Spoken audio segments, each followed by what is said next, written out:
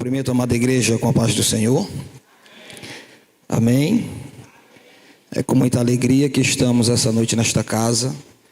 A minha é uma honra. Me chamo Davi Anderson. Tenho 43 anos de idade. Muito bem casado. Tenho 3 filhos. Minha esposa não pôde vir com meus filhos. Tenho um grupo de irmãos que nos acompanham. Somos ali da cidade de Cascavel, no estado do Ceará. Louvo a Deus pela vida do pastor Adriano Menezes, que é um amigo que o Senhor tem nos confiado, tem conquistado o nosso coração, tem sido uma bênção no nosso ministério. Temos formado uma aliança e creio que esta aliança vai perdurar por muitos anos. Louvo a Deus pela vida do pastor Portela, pelo conselho desse ministério, que o Senhor possa continuar com as mãos estendidas, abençoando a vida de cada um. Efésios capítulo de número 4. Tentarei ser breve para não extrapolar. Pastor Costa quase não deixou nada, né, pastor Costa? O senhor não me ajudou muito hoje. Efésios capítulo 4, verso de número 11. Efésios 4:11. Diz assim a palavra do Senhor: e Ele mesmo deu uns para apóstolos, outros para profetas, e outros para evangelistas, e outros para pastores e doutores. Queridos, nós ouvimos agora há pouco uma mensagem que foi muito direcionada sobre quem Deus chama para o ministério. E nós iremos agora discorrer sobre o assunto de identificar o ministério, de compreendermos, de entendermos qual direção o Senhor quer dar às nossas vidas. Quando o tema me foi passado, eu muito me alegrei, porque é um assunto muito peculiar e muito necessário nos nossos dias pela crise ministerial que nos deparamos.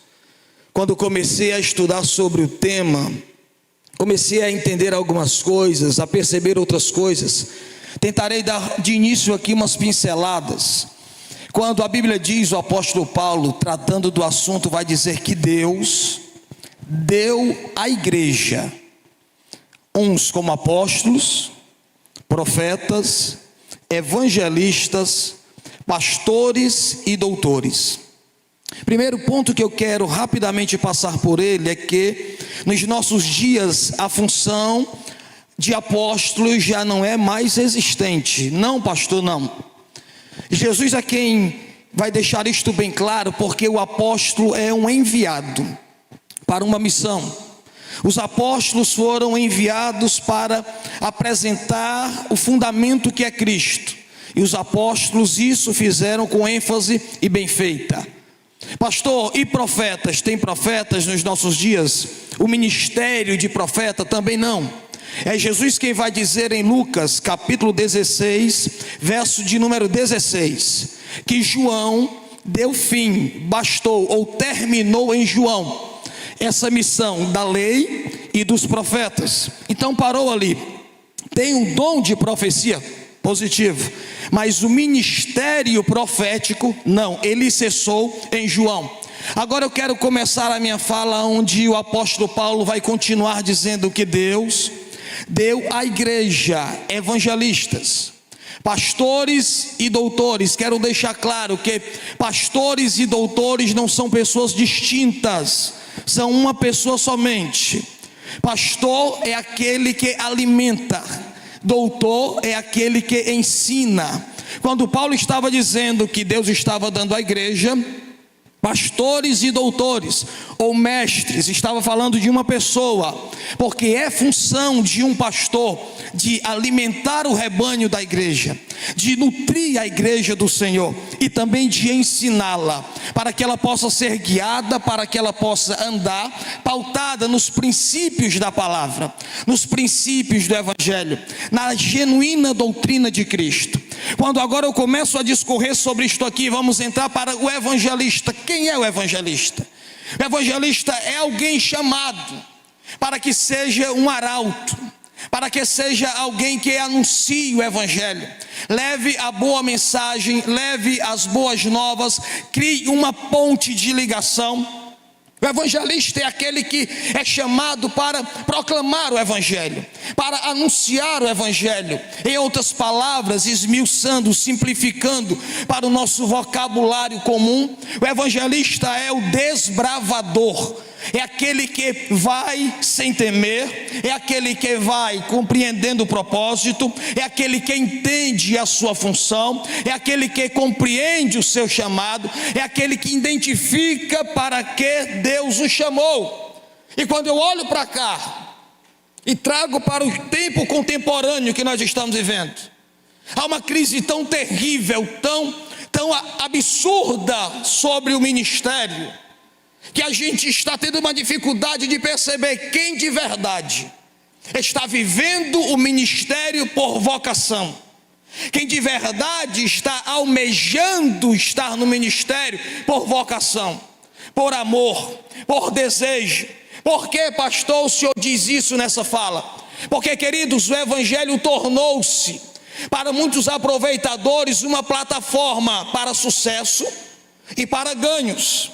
O evangelho tornou-se para muitos aproveitadores, como disse o pastor Costa, que aprenderam 3 versículos, sabem pregar 3 sermões e acreditam que já são vocacionados e detentores do ministério.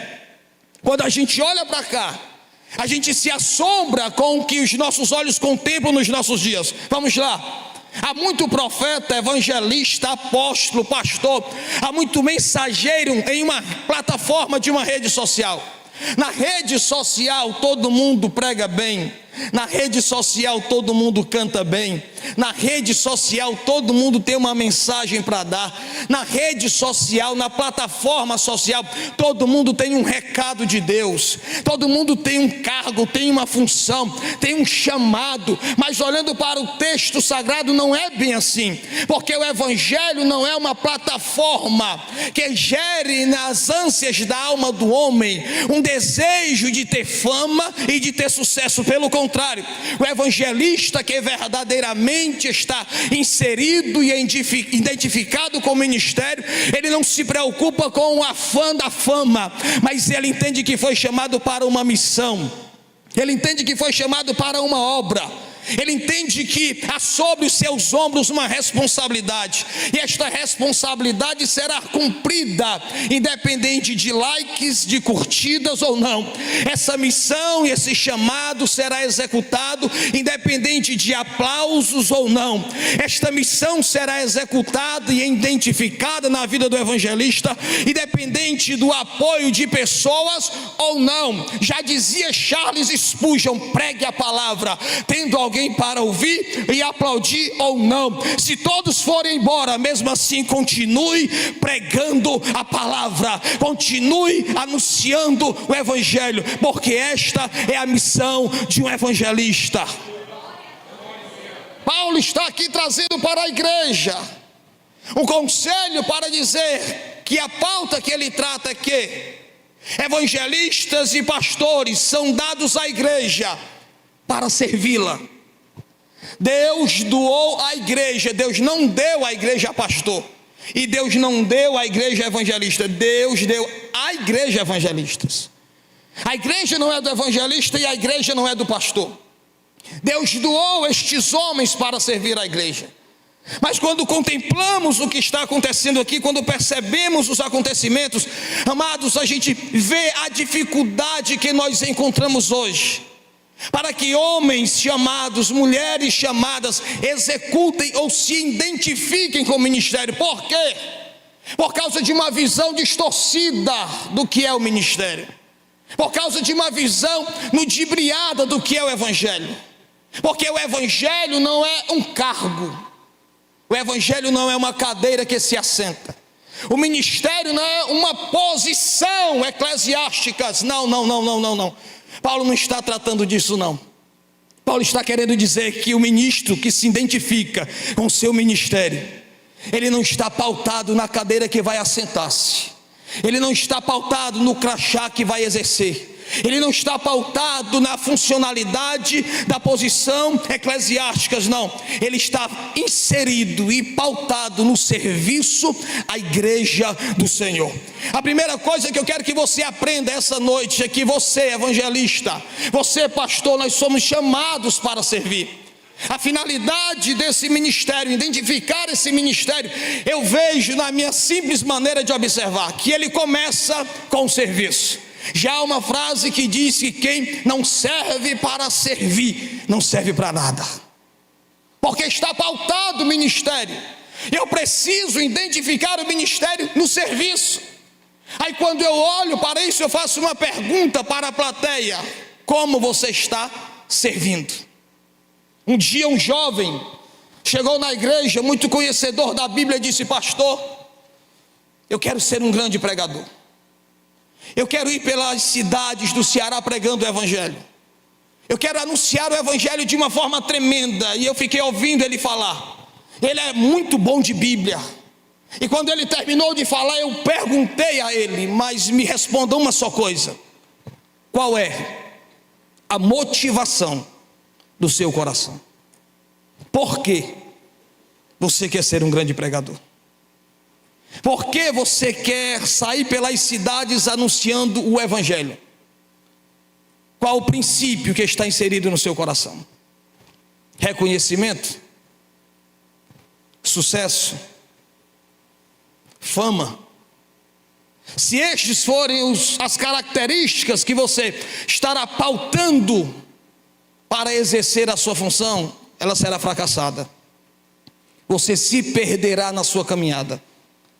Porque o ministro de Cristo, ele não pode querer identificar o ministério, o seu chamado, a sua vocação, aquilo que Deus tem para a vida dele, pautado nessas questões. Você tem que pautar e identificar o ministério com uma vontade imensurável de servir, de obedecer, de agradar aquele que foi pregado agora há pouco, que ele chamou. A finalidade de você começar a identificar o ministério é você entender que você vai executar uma atividade, uma função. Você vai praticar algo, não para agradar pessoas, mas para primeiro agradar a Deus. Quando eu olho para isto aqui, eu vejo que muitas pessoas têm se perdido na identificação do seu ministério. Por quê? Porque levam o ministério pautado em satisfazer pessoas, em agradar pessoas. É por isso que os altares, os púlpitos das nossas igrejas, não posso dizer as nossas, mas de muitas igrejas por aí, as mensagens são de autoajuda, são adocicadas com mel, são palavras que não confrontam. Por quê? Porque são mensagens que apenas amassageiam o ego do indivíduo, mas não confronta esse indivíduo para uma vida com Deus. Mas a mensagem que o evangelista tem que dar, tem que entregar, tem que exercer, é uma mensagem que revele Cristo, é uma mensagem que apresente Cristo, é uma mensagem que confronte ao pecado, é uma mensagem que revele Deus através dela. Então Paulo tem esta preocupação em querer apresentar ao evangelista o ministério e fazer com que ele entenda para o que ele foi chamado. Aí deixa eu caminhar aqui sobre algumas coisas com você. Primeira coisa que precisa haver, identificar-se no coração de quem foi chamado, é o desejo e o amor pela obra de Deus. Amados, eu olho para o ministério nos nossos dias e vejo homens e mulheres que não amam mais servir ao Senhor. Vivem na igreja exercendo funções por conveniência, com medo de perder a funcionalidade daquilo que já foram chamados. Mas não há mais nenhum sentimento, e por não haver mais nenhum sentimento, a obra está sendo feita de qualquer jeito e de qualquer maneira. Há hoje dentro do ministério homens e mulheres que, por não terem mais amor a Deus e a sua obra, estão exercendo as suas funções só pela nomenclatura que foi impetrada sobre você. Homens e mulheres que o amor já não aflora mais. O desejo de servir, de fazer, de praticar, já não arde mais dentro do coração. Eu sou neto de pastor, sou a 4ª geração de pastor de uma família. Meu avô morreu agora há poucos anos com 94 anos de idade. Com 89 anos ele ainda pregava. E quando ele começava a pregar, ele se enchia do Espírito Santo. Ele conseguia falar em línguas, ele ficava cheio, ele transbordava. E quando ele terminava a mensagem, pastor Costa, eu conversava com ele e dizia: vô, como é que o senhor ainda tem todo este vigor e esta vibração? E ele dizia: meu filho, é porque o meu coração ainda arde em chamas por aquele que me chamou para o ministério. Eu ainda me identifico com ele. Eu estou ministrando, mas estou cheio dele. Eu estou ministrando, mas ainda há amor no meu coração por aquilo que eu estou exercendo. E há muita gente exercendo o ministério sem amor. Isso é um fracasso para a sua vida.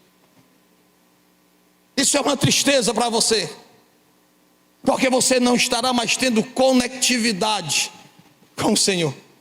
Você apenas estará cumprindo tabela ou exercendo simples funções, mas o seu coração precisa voltar a queimar, a arder, a ter desejo. Eu lembro-me que quando tinha 21 anos de idade, estava em uma convenção ministerial. E o meu pastor na época disse: estou precisando de um obreiro para Itarema. Eu era recém-casado, com 21 anos de idade, trabalhando em uma revendedora de carros.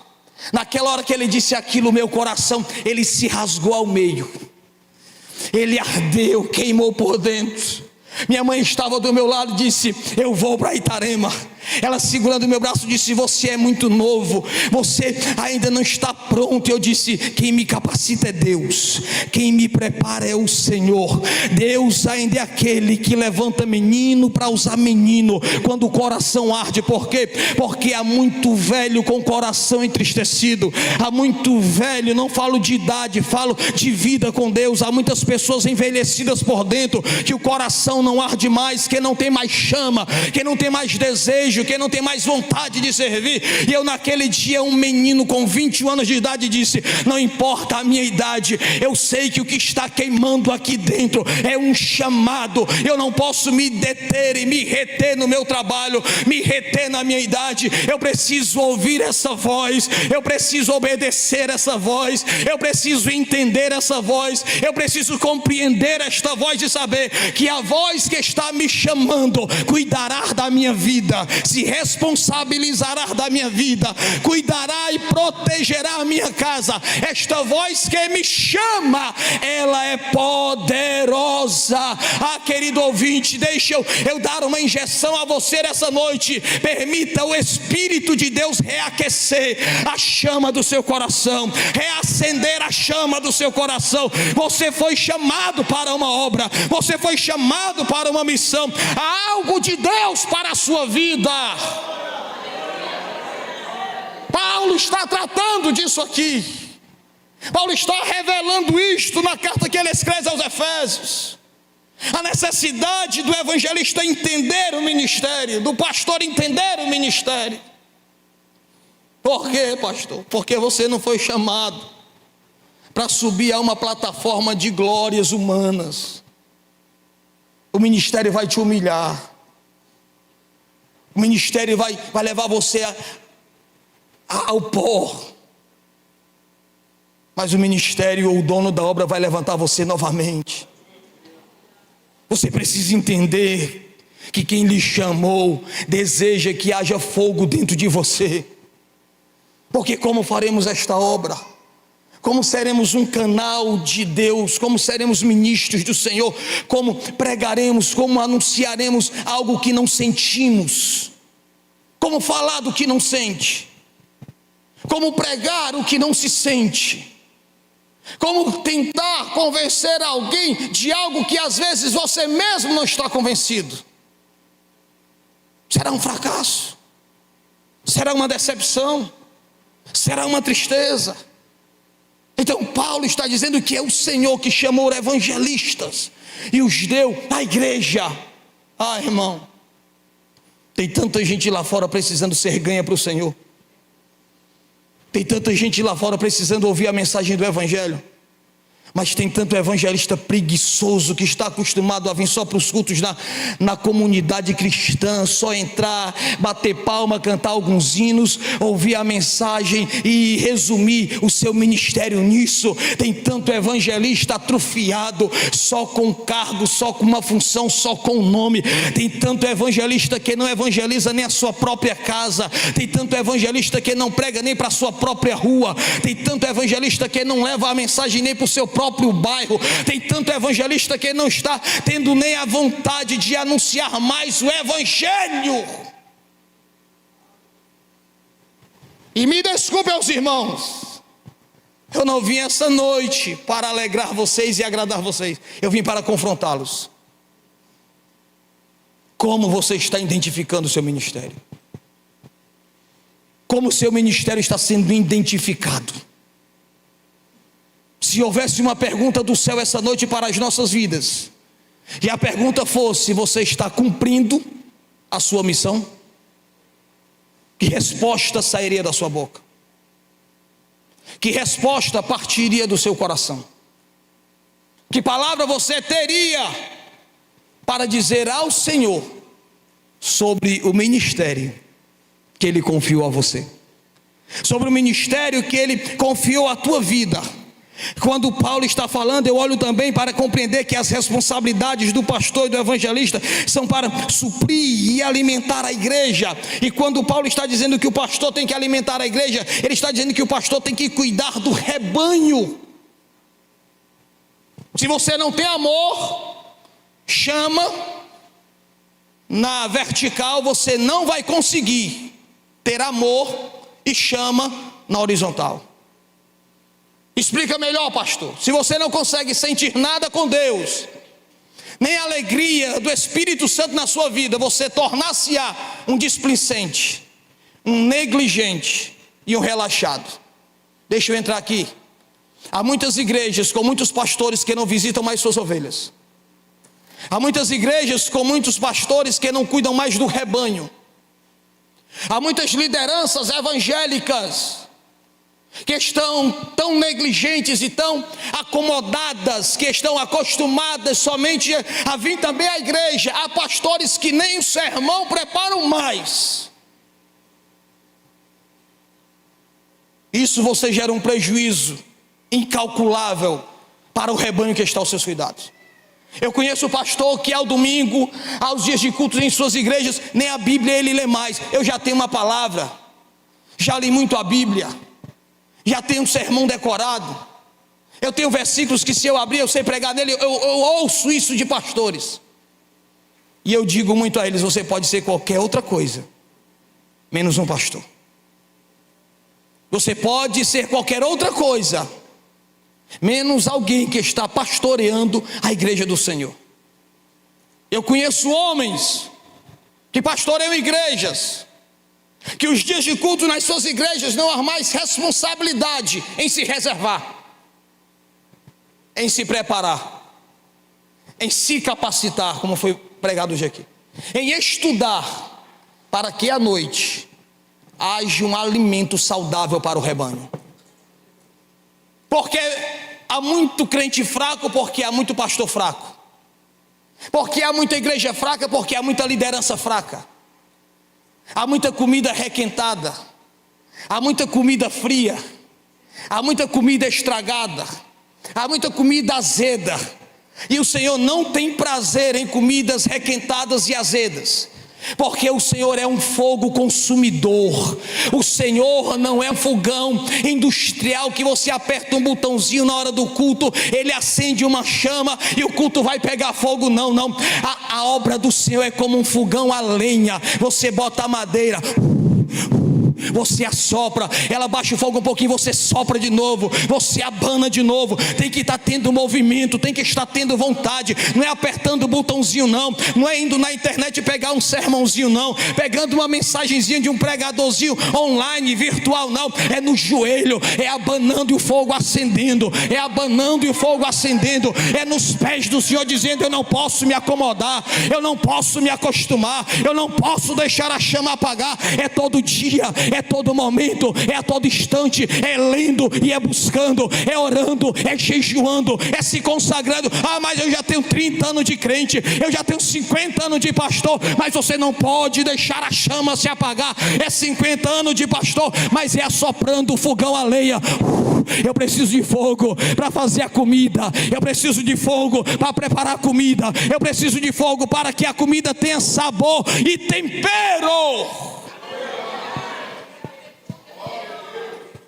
Mas há uma negligência, há uma renúncia por pouca parte de pastores, porque na sua grande maioria estão acomodados, líderes acomodados, pessoas acomodadas.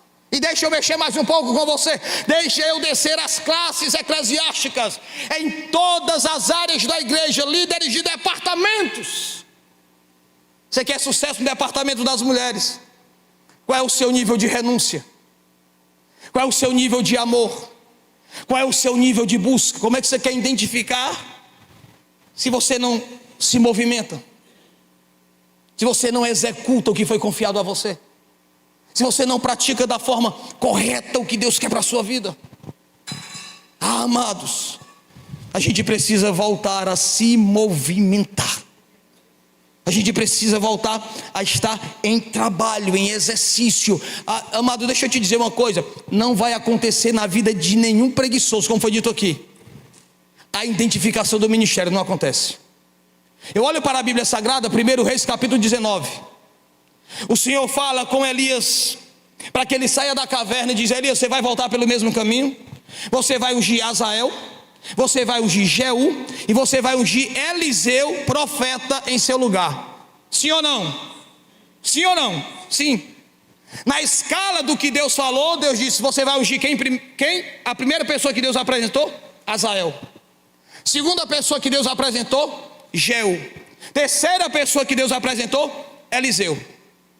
Mas quando vai se identificar o ministério, a primeira pessoa a ser levantada é Eliseu.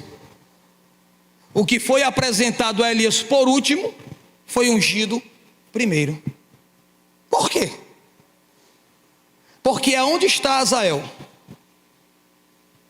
Aonde está Jeú? Mas aonde está Eliseu? Cuidando, trabalhando, se movimentando. Aí tem pregador que se ousa dizer que Eliseu estava trabalhando porque era pobre. Mentira.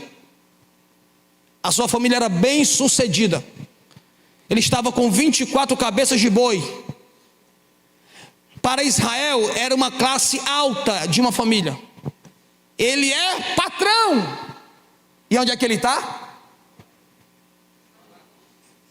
Poxa, se ele é o dono da empresa, vamos usar esse termo, das juntas de boi, tem servo, tem fazenda que é para onde está levando as coisas, era para ele estar onde, se ele é o chefe?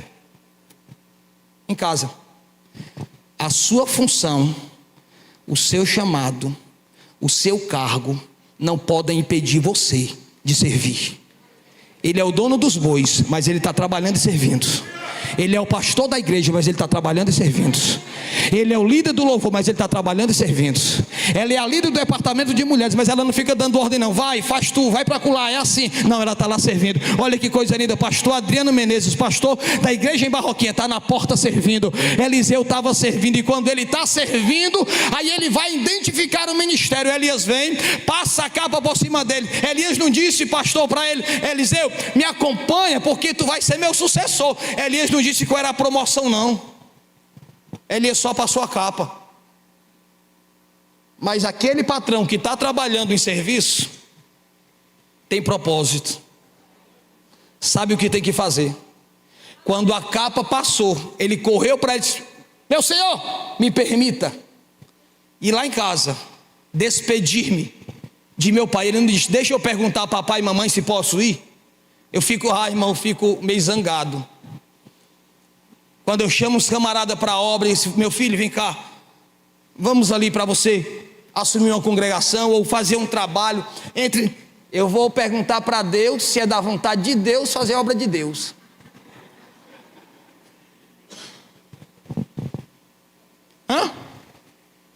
Mas, meu filho, eu estou precisando que você vá para o evangelismo. Pastor, mas eu tenho que primeiro orar e consagrar para saber se é da vontade de Deus para eu ir evangelizar. Ide por todo mundo e pregai o meu evangelho. Toda criatura, isso aqui é uma ordem universal. Elias passou a capa, Eliseu disse assim, não, deixa eu só me despedir. Matou o boi. Pastor Costa falou que aquele que põe a mão no arado não pode olhar atrás. Eliseu entende tanto isso que ele botou a mão e quebrou o arado. Espedaçou o arado e tocou fogo nele. Por quê, pastor? Porque ele queria assar o boi? Não. Ele estava quebrando o arado dizendo, eu vou quebrar a ponte que me possibilita de voltar atrás. Eu vou quebrar aquilo que pode me dar uma segunda oportunidade. Eu vou quebrar aquilo que pode me encantar novamente e me fazer querer desistir. Eu vou quebrar. Ele estava dizendo, daqui para lá não tem mais volta. Fui chamado, vou agora acompanhar Elias, vou agora estar aos pés de Elias, vou agora estar perto de Elias. O arado foi quebrado. Ele poderia até querer voltar, mas voltar para fazer o quê? Se não tinha mais arado. Aquele que te chamou está esperando você tomar uma decisão de dizer, vou quebrar o arado, não vou mais voltar atrás, porque tem uma missão, porque tem uma obra, porque tem um propósito, porque tem um chamado. Acorda, filho! Oh, irmão, deixa eu dar uma pincelada nisso aqui. Aí ele acompanha Elias agora. Passa-se o tempo. Elias agora está para ser tomado ao céu. Os filhos dos profetas, que são da escola dos profetas, começam a olhar para Eliseu e dizer, ei, tu vai perder Elias, tu vai perder teu Senhor. Deixa eu abrir aqui só um parêntese. Identifica o teu ministério, mas não identifique ele em pessoas. Se fulano não for, não dá para mim não, sozinho. Pastor Adriana, ela tem que estar comigo, porque só dá certo nós duas. A gente se encaixa para fazer a obra. Se ela não for, tem nem como eu ir. Se ele não for, como é que eu vou? Deus chamou você individualmente. Elias vai ser tomado de você, filho. Problema não. Elias chega para Eliseu e diz, Eliseu, fica-te aqui, porque vou ali em Jericó. Eliseu disse, eu vou com o senhor, tem um propósito.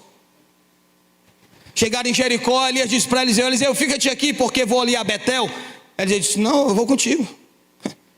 Eu fui chamado para te acompanhar. Fui chamado para essa obra, para caminhar junto. Eliseu, fica-te aqui porque vou no Jordão. Não, eu vou contigo, homem. Nós estamos dentro. Porque ministério também é lealdade, é fidelidade, é companheirismo, é hombridade. Irmão, se tem coisa ruim, é estar com um obreiro, parceiro, traíra, que é uma desgraça. Que na tua frente ele te cheira, meu pastorzinho, eu amo. Quando tu dá as costas,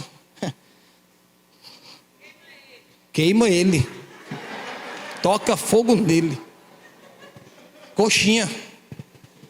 Ei, tu vai perder ali, não tem problema não. Eu sei para que foi chamado. Você tem que identificar isso. O ministério de Deus na tua vida não depende de pessoas, depende de Deus. Chegado no Jordão, aí Elias vê que Eliseu não vai fugir, diz assim, Eliseu, me pede aí o que é que tu quer na obra, porque eu vou partir mesmo. O que é que tu quer que eu deixe? A escola de profeta? Tu quer que eu deixe aí uma mesadazinha, te calçar com alguma coisa? Ele disse, não. Quer os bens? Quando o Senhor passou a capa em mim, eu identifiquei o meu chamado. O Senhor não me disse que eu seria seu sucessor, mas Ele falou comigo. E o que é que você quer? Eu quero nada mais, nada menos do que uma porção dobrada. Elias é tomado ao céu, Eliseu pega a capa, quando vai cair, está do outro lado do Jordão, os filhos dos profetas, olhando que nem está o pastor dizendo, e agora? Será que foi chamado mesmo? Será que ele agora é o profeta? Elias foi e agora ele? Não fala direito, o sermão é fraco, não sai, é careca, não sabe se expressar. Será que, e agora bora ver? Aí Eliseu está do outro lado com a capa na mão, olhando, dizendo, Senhor, é agora. Eu não larguei tudo em vão não, Senhor. Eu não abri mão lá da minha casa, dos meus pais, do meu trabalho, dos meus bois em vão não. Eu sei porque o Senhor me chamou. Está do outro lado ali, os filhos dos profetas ali, só esperando para ver se o Senhor está comigo. Mostra aí que o Senhor é Deus. Tem muita gente do outro lado olhando, dizendo, será que vai dar certo? Que ele foi chamado, que ela foi chamada. Aí passou a capa, quando passou o Jordão. Do outro lado disseram, ei, Deus está com ele, porque o ministério dele não é dependente de Elias, o ministério dele é identificado em Deus, depende do Senhor. O teu ministério se identifica em Deus, irmão. Você precisa entender isso, que não é pautado em pessoa. Segunda coisa que eu quero aprender, que o relógio está com o relógio daqui, ele é meio maluco, corre ligeiro demais. Deixa eu atropelar algumas coisas e correr um pouquinho aqui. Ele é desviado, parece. Você precisa identificar. Segundo, você precisa crer. Diga, eu preciso crer. Não diga desse jeito, você não está crendo, não. Diga, eu preciso crer. Há muita gente que prega sobre fé, mas não tem coragem de viver fé. Há muito evangelista, há muito pastor que pregam sobre Deus, mas não acreditam em Deus. Enquanto há suprimentos e enquanto há coisas favoráveis, Deus está no negócio. E quando Deus resolve fechar, e quando Deus resolve dizer, vou testar você. 1 Timóteo capítulo de número 3, se não me falha a memória, do versículo 1 ao versículo 10, está ali diretrizes sobre o que é um obreiro. Mas lá no verso 10, Paulo vai dizer assim, ele precisa ser provado, para depois ser aprovado. Aí na tradução da Thompson vai dizer, para ver se está pronto para servir. É um processo, irmão. Primeiro ele prova, para saber se o indivíduo vai passar no teste da prova. Procura aí um evangelista, um pastor aprovado que não tenha sido provado. Me mostra um. Eu quero perguntar a ele qual foi a fórmula que ele usou. Que remédio foi esse que eu queria tomar? Porque todo aquele que é chamado precisa identificar o ministério no crer. Você precisa acreditar. E acreditar não é ter a certeza de que todas as coisas serão favoráveis, não. Por muitas vezes as coisas não serão favoráveis a você. Vai haver momentos que tudo vai dar certo, mas vai haver momentos que tudo vai dar errado. Porque Deus tem a sua maneira de trabalhar. No ano de 2024 eu fui pastor em uma igreja em Fortaleza. E quando foram me empossar naquela igreja, a igreja queria que eu fosse empossado, porque eu já servia lá. Aí o pastor presidente foi me empossar e disse assim, eu vou empossar ele porque vocês querem. Porque por mim não. Ou posse. Peguei aquela igreja, assumi aquela igreja com 240 pessoas. Na primeira semana, saiu 100 pessoas. Fiquei com 140 pessoas, com 24 anos de idade, cheirando a leite, inexperiente, com abacaxi para comer com casca e tudo. Começou a sair gente na primeira semana, na segunda semana, aí eu comecei a chorar. Comecei a me desesperar. Olhava para minha esposa e dizia, Deus não me chamou para esse negócio não. Deus não está comigo nesse negócio não. O povo está indo embora. Que Deus é esse que está acabando com a obra dele? Quando eu fui numa sexta-feira, irmã Neide Paiva, esposa do saudosa memória pastor José Alberto Paiva, que foi um grande missionário no estado do Ceará. Ela disse: Davizinho, meu filho, vamos visitar a irmã Diná. Eu disse: vamos, mas não é a Diná aquela que cartomante não, é a irmã Diná de oração. E nós fomos. A irmã Diná estava doente, acamada, deitada em uma rede por vários dias. Nós fomos orar por ela, uma senhora debilitada. Quando nós chegamos lá, cumprimentamos ela, entramos na casa. Eu disse: irmã Diná, viemos orar pela senhora. Ela disse: amém, meu filho. Cantamos alguns hinos, raiz assembleiana, né? A gente pegou a harpa, cantou uns hinos de sangue. Quando começamos a oração, o Espírito de Deus pegou ela por baixo dessa rede. Ela pulou de dentro da rede e caiu de pé do meu lado. Botou a mão na minha cabeça e disse: por que duvidas tu? E Deus falou tanta coisa, e disse tanta coisa. Naquele dia Deus me deu uma estratégia. Disse: vá para o jejum e a oração. Chamei a liderança da igreja e disse: nós vamos começar um jejum, a semana toda antes da Santa Ceia, de meia-noite ao meio-dia. E nós começamos o jejum sem nada, sem água, sem nada, nada, no jejum pesado mesmo. No domingo da Santa Ceia nós vamos começar o jejum, no sábado à noite vamos entregar no domingo depois do culto, sem nada. Quando foi no domingo da ceia, preguei a mensagem todinha de olhos fechados. Quando eu terminei o sermão, pedi à igreja para ficar de pé. Comecei a fazer o apelo. Naquele dia vieram 37 pessoas à frente. A igreja pegou fogo, Deus ardeu no meu coração e disse: a chave do negócio é jejum e oração e crer. Começamos a orar. Um ano com aquela igreja, ela passou para 420 pessoas. Quando aquele ano terminou, recebi uma premiação no ministério, um terno e tal, aquele negócio. Você vai ser transferido para Maranguape. Cheguei em Maranguape, 37 casal de velhinho.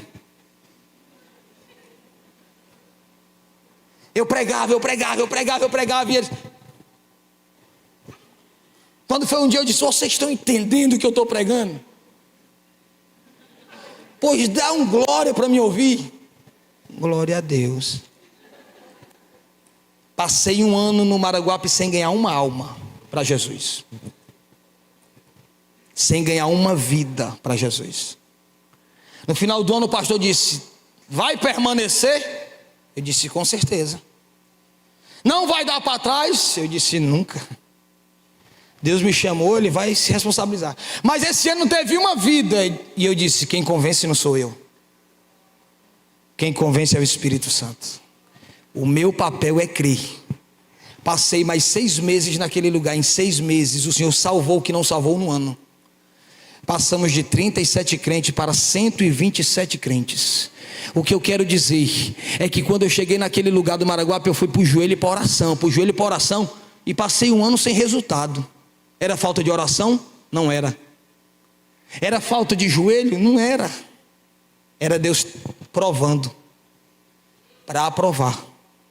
Nem sempre vai estar dando certo, mas não é porque não está dando certo que Deus não está no negócio. Se Ele chamou, persevere, permaneça. Ei, tenha identificação com a fé, creia. Ah, meu querido, mas pastor, a gente está batendo lá naquele lugar faz dias, ninguém se converte. Continua, tu não tem poder de convencer ninguém não. A obra da convenção é do Espírito Santo. Pastor, a gente está 3 anos naquele bairro, pastor Costa, e não teve uma vida para Jesus. É porque o Senhor quer você pregando lá, para aquelas vidas que estão lá, para aquelas vidas se converterem. Permaneça, continue crendo, continue com fé. A gente precisa ter essa mentalidade. Terceira coisa que eu quero aprender essa noite, o pastor Costa falou, quase a minha mensagem toda, eu estou tentando me mexer. Meu avô dizia assim: meu filho, há 3 tipos de pastores. Aquele que se faz pastor, ele mesmo se intitula pastor. Tem ele na Bíblia, pastor? Tem. Chamado de Absalão. 2 Samuel capítulo 15, verso 2 ao 6. A Bíblia diz que ele vai para a porta do templo. Quando as pessoas vinham, ele chamava as pessoas e dizia: venham para cá. E as pessoas contavam a causa a ele. Ele dizia: a sua causa é boa, mas em Barroquinha não tem pastor para lhe ouvir. Quem dera eu pudesse chegar lá, eu ia lhe ouvir. Aí ele vai, todo mundo que vem para trazer uma causa para o rei, ele toma a frente e diz: qual é o seu problema? Assim, assim, assim. Ah, se eu pudesse lhe ajudar, né? Eu lhe ajudaria. Mas o pastor Adriano não vai gostar muito, e ele nem resolve, nem deixa ninguém resolver, né? Mas eu estou por aqui, se precisar, pode contar comigo. Conta com ele para tu ver. Tu se arrebenta. A terra abriu e engoliu um bocado que se levantaram assim contra Moisés. Mas engoliu mesmo, abriu. Então tem essa classe de pastor que se intitula pastor, feito por ele mesmo. Isso é um perigo quando você pensa que é porque prega duas mensagenzinhas, porque já teve umas agendazinhas lotadas, porque o seu mês está preenchido, porque você está pregando aqui, está pregando acolá, foi chamado aqui, foi chamado ali. Você já se pode intitular um pregador, um mensageiro, um pastor. Cuidado! Deixe Deus trabalhar em você, para que seja identificado em você o seu ministério. Mas não se apresse para ser ou para querer ser aquilo que Deus não te chamou para ser. Quando eu olho para isso aqui, eu olho para a igreja e vejo gente que era para pregar e quer cantar. Gente que era para cantar e quer pregar. A gente tem que identificar qual é o nosso lugar, irmão. Tem gente na igreja que é só para interceder, ficar lá intercedendo. Deus chamou você para aquilo. Entenda isso. Não, mas isso aqui ninguém vê. Isso aqui ninguém está vendo. Ninguém está. Não, eu queria um negócio assim. O senhor vai me chamar para quê? No conselho aí, pastor Adriano, pastor Costa, para quê? Hein, pastor Portela, eu vou ser o quê? Evangelista? Ou é pastor? Não, você vai ser servo. Não, servo não. Servo não, porque eu não vou ter oportunidade lá em cima. Servo não, porque...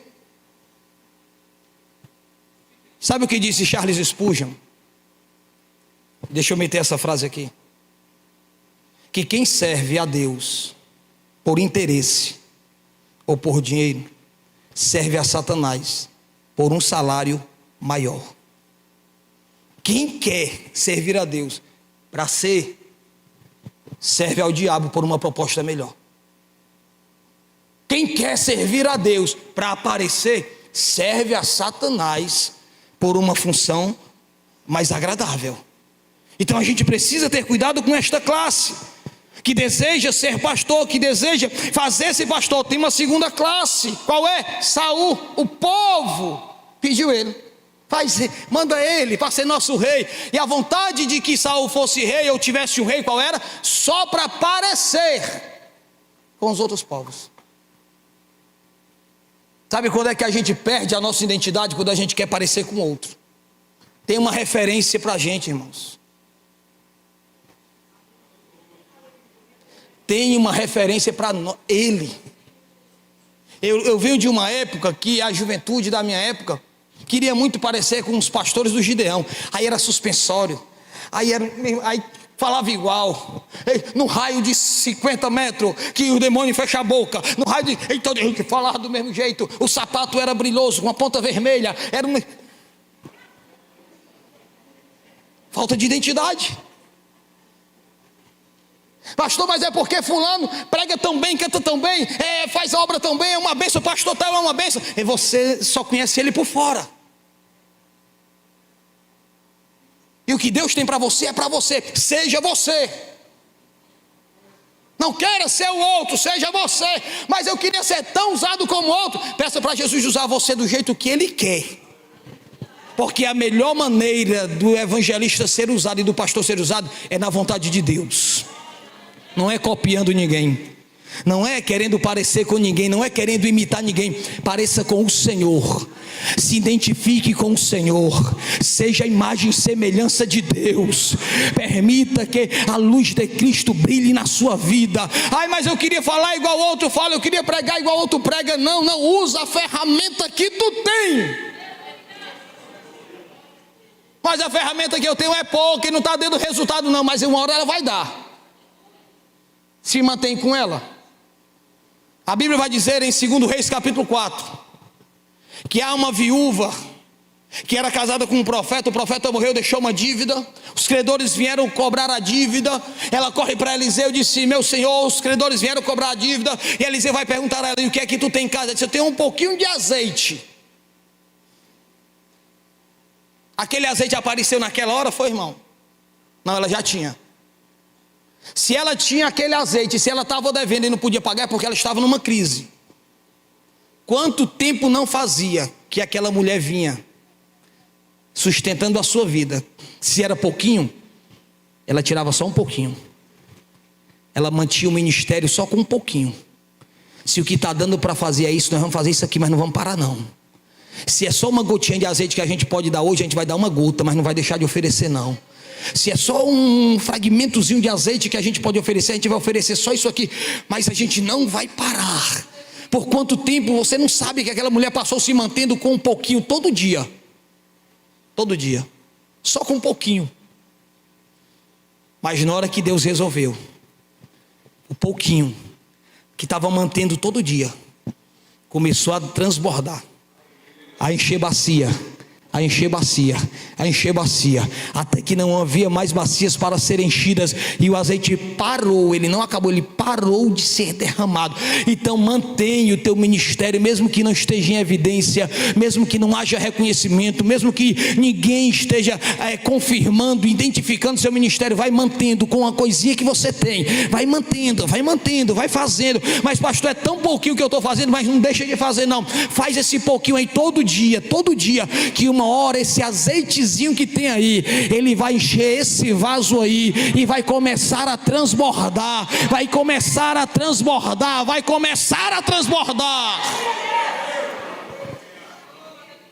Então Saul era esse, que o povo intitulou ele como rei. Mas terceiro, tem aquele que Deus chama. E todo aquele que Deus chama, eu vou encerrar minha fala que o relógio avançou. Ele nunca está parado. Todo aquele que Deus chama, ele sempre está em movimento. Êxodo capítulo de número 3. Deus chamou Moisés. E quando Deus chamou Moisés, Moisés estava onde? Em casa deitado, dizendo: pastor, não vou hoje não, porque estou meio cansado do trabalho. Reino de Deus, obra de Deus é renúncia. Ah, pastor, não vou hoje não, que eu cheguei tão mole, estou com uma dorzinha aqui na ponta da unha, no dedo mindinho, está tão chato, não vou ficar em casa hoje. O senhor me entende? Aí o pobre do pastor tem que dizer: entendo, irmão. Pastor Adriano, eu não sei, mas se fosse eu te entendo nada, macho. A obra de Deus não é para frouxo não é para covarde não é para que retrocede não, entendo não, é para tu vir mesmo, é para tu se levantar. Tu foi chamado, porque com o povo a gente trata de um jeito, com liderança é de outro jeito. Se você foi chamado para isso, como o pastor disse, era para você ter pensado antes de ter aceito. Aceitou? Ah, meu amigo, eu não aliso não, pode vir, venha para participar, não quero saber não. Então saia do meio, deixe Deus botar outro no seu lugar. Nós não fique no meio atrapalhando, botando o corpo mole, botando obstáculo, fazendo conversinha. Não posso ir hoje não, é porque eu estou tão assim, não estou me sentindo bem hoje não. E qual é o lugar para você se sentir melhor do que a casa de Deus? Vem para a casa de Deus, rapaz. Então quando Deus chama, Deus vai chamar pessoas ocupadas. A maioria dos pastores chamados por Deus, pode perguntar a eles, que quando o Senhor os chamou, a maioria deles estavam ocupados, e a maioria pensou em não ir. Rapaz, será que é para ir mesmo? Será que Deus me quer mesmo? Não estou preparado não estou pronto não, eu não sei é comigo mesmo esse desafio. A maioria, porque quem não se oferece. Quem Deus chama não anda se oferecendo. Tem uma classe de itinerante no nosso estado, ô classe desgraçada, irmão, que quer viver de agenda. Ô fulano, abre uma agenda aí para mim, manda para um amigo teu, fala para o fulano de tal, convida um Beltrano de tal. Ei, irmão, vai trabalhar.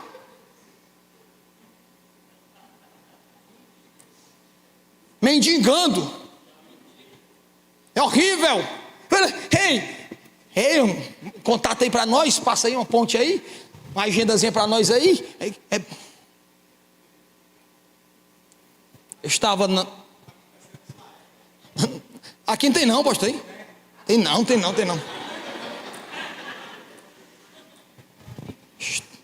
Estava esses dias na nossa construção, na nossa igreja, e um pastor de São Paulo me ligou. Pastor, vou dizer o nome dele. Opa, varão, pai do Senhor, aquela coisa bonita.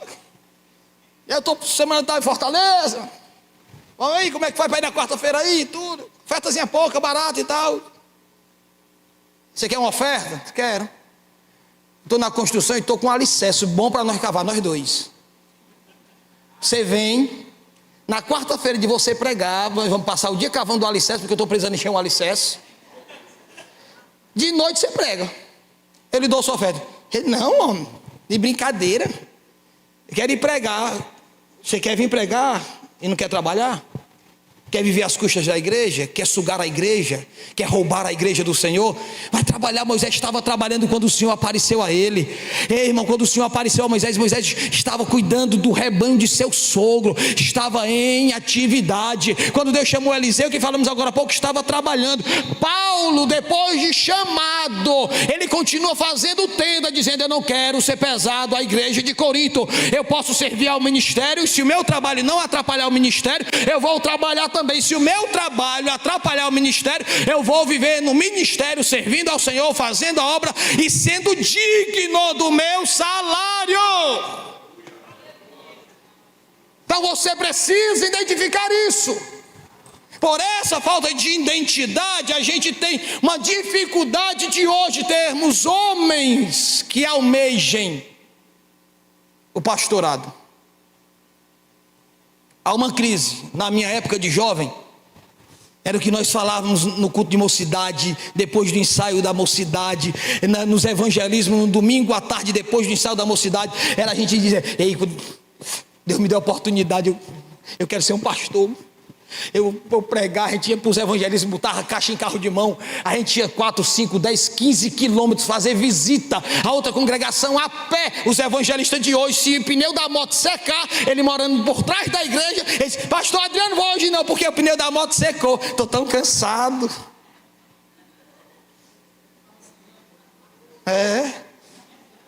Identifique o seu ministério. Para que se identifique o ministério, ele precisa estar em movimento. Ninguém vai conseguir identificar um ministério parado. Comece a fazer alguma coisa. Comece a se mover. Todos os homens de Deus que hoje estão à frente de igrejas, hoje são pastores, foram homens e são homens que estão em constante movimento. Você não pode ficar parado esperando a oportunidade, dizendo: ah, Senhor, abre uma porta para o ministério, me dá uma oportunidade, faz alguém me ver. Já tem Deus te vendo, meu filho. Se não está acontecendo, é porque você está parado, porque quem é para ver você já te vê. Você não precisa estar orando dizendo: Senhor, faz que fulano me veja, me observe, me perceba. Ei, quem te percebe já te vê todo dia é o Senhor. Se nada está acontecendo, é porque Deus está vendo que você está parado. E gente parada não funciona no ministério. Se movimente. Movimente-se. Que o Senhor abençoe a vida de vocês.